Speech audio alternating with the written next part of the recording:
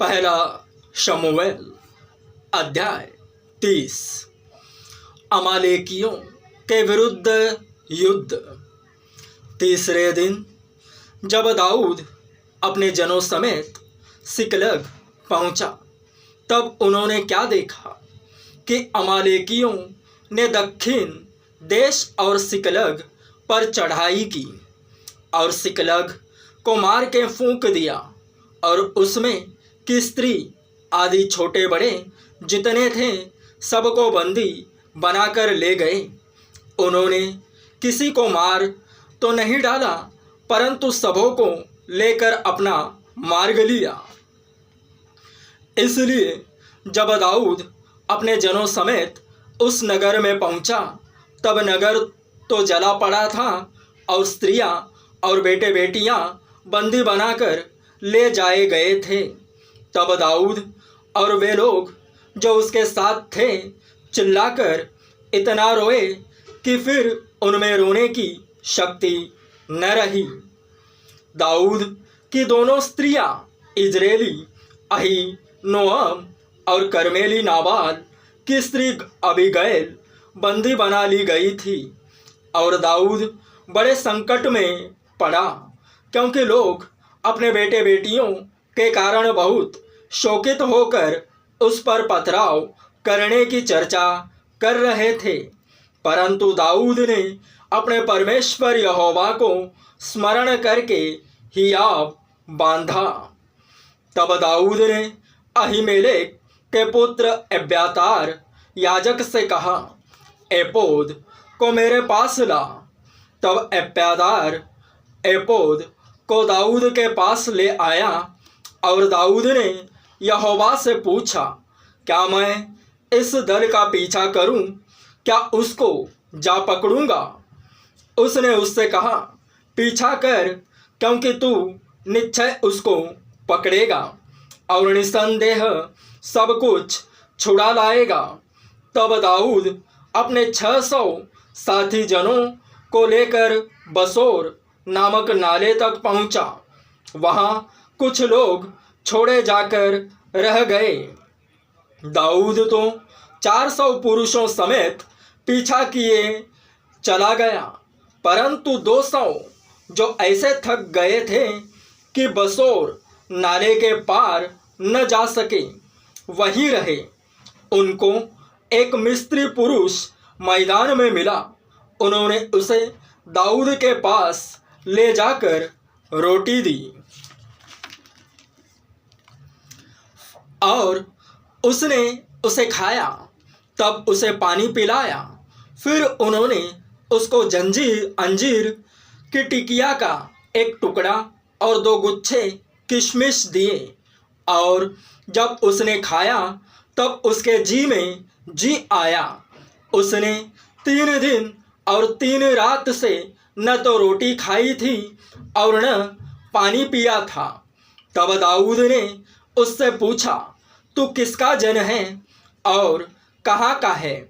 उसने कहा, मैं तो मिस्री जवान और एक अमालेकी मनुष्य का दास हूँ, और 3 दिन हुए कि मैं बीमार पड़ा और मेरा स्वामी मुझे छोड़ गया।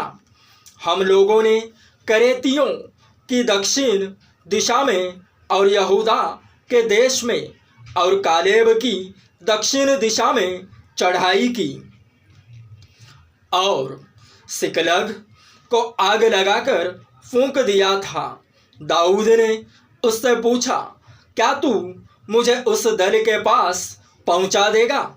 उसने कहा, मुझसे परमेश्वर की यह शपथ खा कि तू मुझे न तो प्राण से मारेगा और न मेरे स्वामी के हाथ कर देगा, तब मैं तुझे उस दल के पास पहुंचा दूंगा। जब उसने उसे पहुंचाया, तब देखने में आया कि वे सब भूमि पर छिटके हुए खाते पीते और उस बड़ी लूट के कारण जो वे पलिश्तियों के देश और यहूदा देश से लाए थे नाच रहे हैं। इसलिए दाऊद उन्हें रात के पहले पहर से लेकर दूसरे दिन की सांझ तक मारता रहा, यहाँ तक कि 400 जवानों को छोड़ जो ऊँटों पर चढ़कर भाग गए, उनमें से एक भी मनुष्य न बचा। और जो कुछ अमालेकी ले गए थे वह सब दाऊद ने छुड़ाया, और दाऊद ने अपने दोनों स्त्रियों को भी छुड़ा लिया, वरन उनके क्या छोटे क्या बड़े, क्या बेटे क्या बेटियां, क्या लूट का माल, सब कुछ जो अमालेकी ले गए थे, उसमें से कोई वस्तु न रही जो उनको न मिली हो, क्योंकि दाऊद सब का सब लौटा लाया। दाऊद ने सब भेड़ बकरियां और गाय बैल भी लूट लिए, और इन्हें लोग यह कहते हुए अपने जानवरों के आगे हाँकते गए कि यह दाऊद की लूट है। तब दाऊद उन 200 पुरुषों के पास आया जो ऐसे थक गए थे कि दाऊद के पीछे पीछे न जा सके, और बसोर नाले के पास छोड़ दिए गए थे। और वे दाऊद से और उसके संग के लोगों से मिलने को चले, और दाऊद ने उनके पास पहुंचकर उनका कुशल क्षेम पूछा। तब उन लोगों में से जो दाऊद के संग गए थे